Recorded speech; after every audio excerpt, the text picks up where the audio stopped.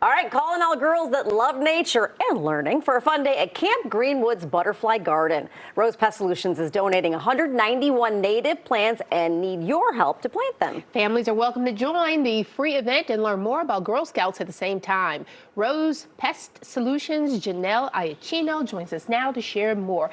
I mean, let's deal with the elephant in the room. Yeah. A pest control company promoting pests. I know. To most people, it's like, I don't get the connection here. Yes. But I think there's an opportunity here to re-educate the public on what modern pest management is. Okay. It's not about wiping out species of bugs we find are nuisances. It's about a balance of humans and nature.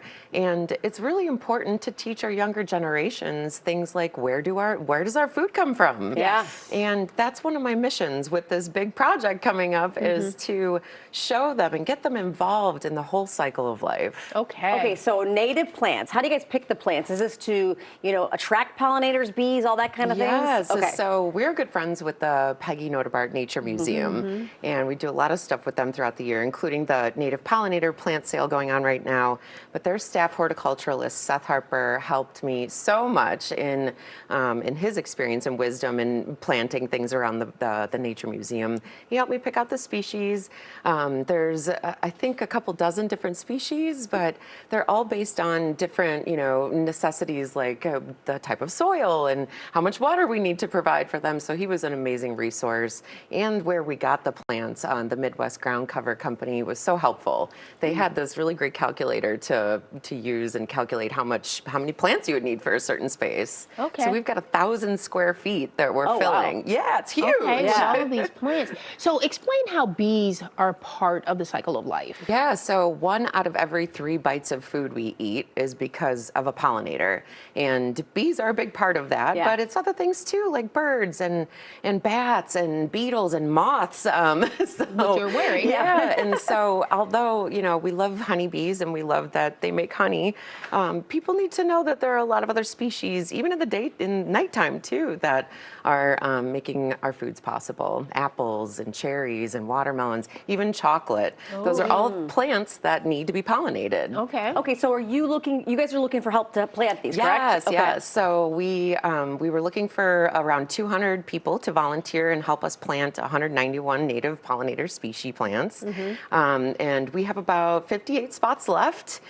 So we've got a daytime slot and an afternoon slot, 10 to 12, and then 1 to 3 on May 18th, which is a Saturday in Naperville at Camp Greenwood. And we're encouraging everyone. You don't have to be a Girl Scout. Okay. And you don't have to be a kid either.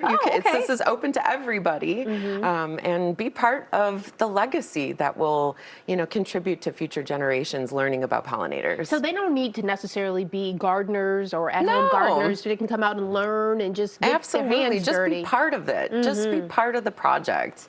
Yeah. And I would think what a great opportunity for people to learn about some native plants. Maybe they should add to their own gardens. Absolutely. I encourage that 100%. There are little things we can do in our own backyards to be part of that process. So is this an area that has already been populated and you just want to refresh it, or are you creating a new area? Yeah, so years ago, the campground had this spot allotted for plants. They called it a butterfly garden. But over the years, it kind of became overgrown and stuff. And when I went to visit, I immediately was thinking about how I could transform the space, and that's kind of how it came to be.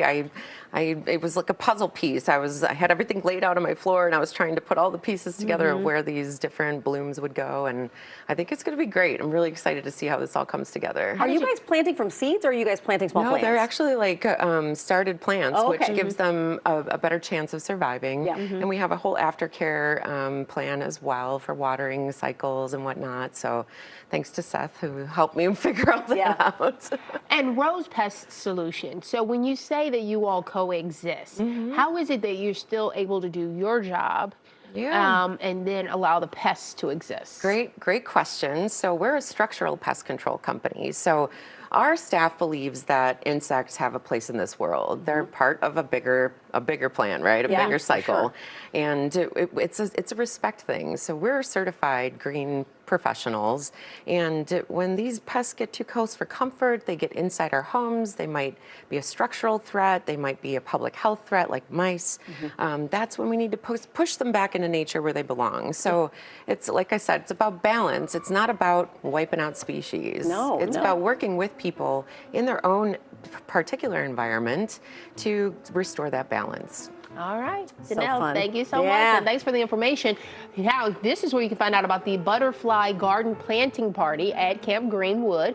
Scan the QR code on your screen. You can learn more about Rose Pest Solutions also by giving them a call or visit rosepestcontrol.com. Be sure to follow them on social media as well. Janelle, thank you. Thank you, Thanks for having Janelle. me. This is so fun. Yeah, it's great.